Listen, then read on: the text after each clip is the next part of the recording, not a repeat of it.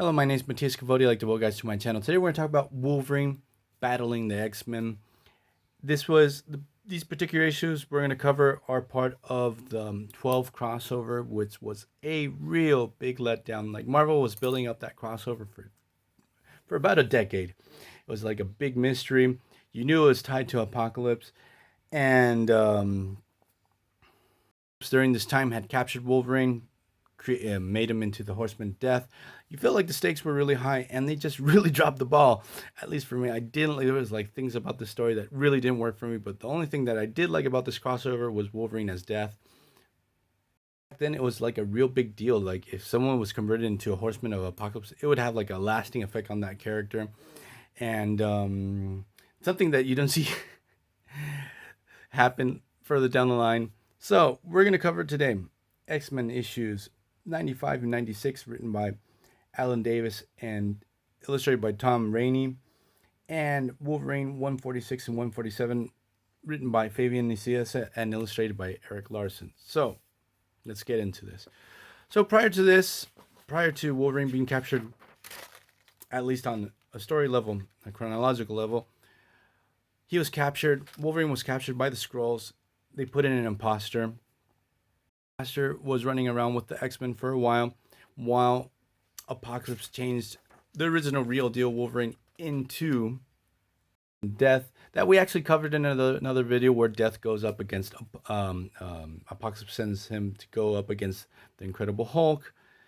And the whole inclusion of the Skrulls within this 12 story arc, it just really didn't work for me. Like, I didn't like Skrulls as a character for a real long time. Actually, the first story that actually won me over with Skrulls was A Secret Invasion. I started liking those characters, but during this time, I really didn't like seeing Skrulls pop up in any story. At least for me, they didn't work. They felt like too goofy as characters, and they never felt like a threat. The thing that I really didn't like about the story, there's this group of Skrulls that are mutants, and they're going to end up running around with Xavier further down the line. I think they're going to be called the K-Skrulls or something like that. And, that another thing I really didn't like this particular crossover. So the X-Men are trying to find out what happened to the real Wolverine. They already know the fake Wolverine gets killed by Death for some reason. The whole secret Skrull infiltration into the X-Men. The cover is blown. It puts the X-Men on a heightened alert.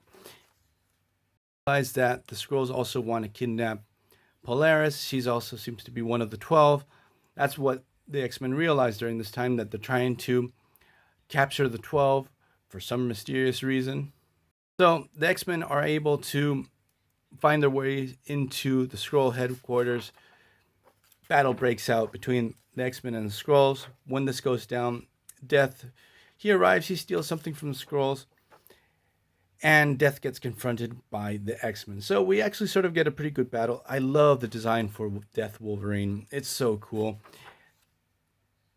What happens is Death gets blindsided by Colossus. His mask gets flown off, and they discover it's their old teammate, Wolverine.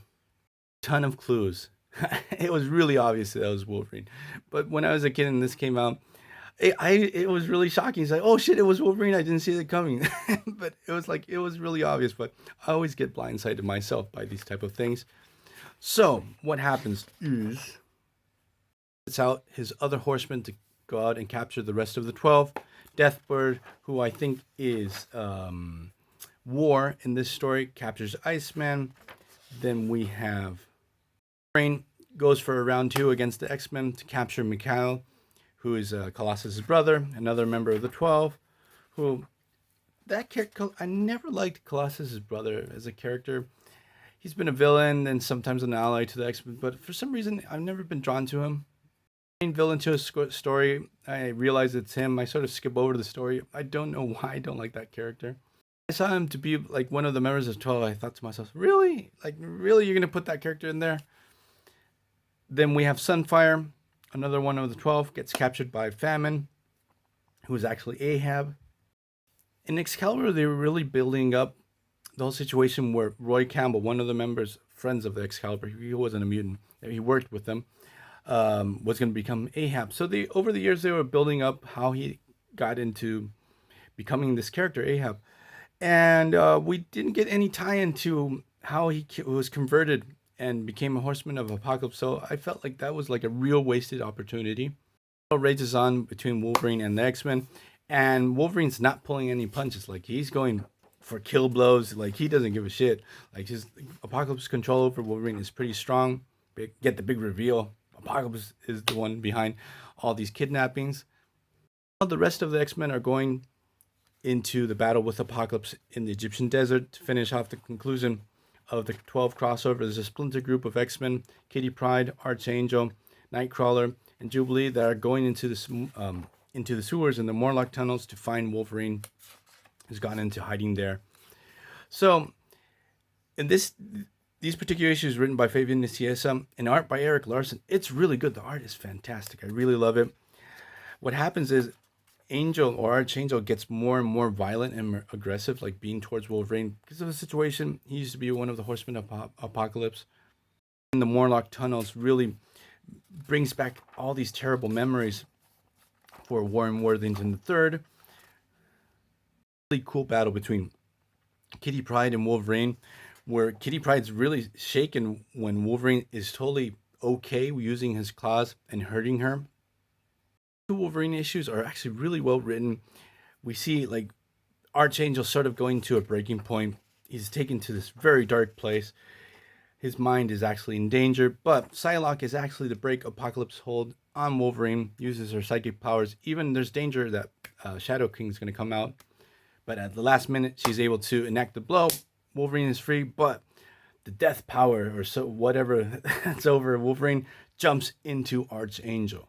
Angel reverts back into the sort of like Angel of Death, but now he has like healing powers. He has these awesome light wings. He's going to one hospital to another, healing people, but it sort of shows off because Apocalypse, even though like he's like a just genocide level villain, he sort of has a soft side.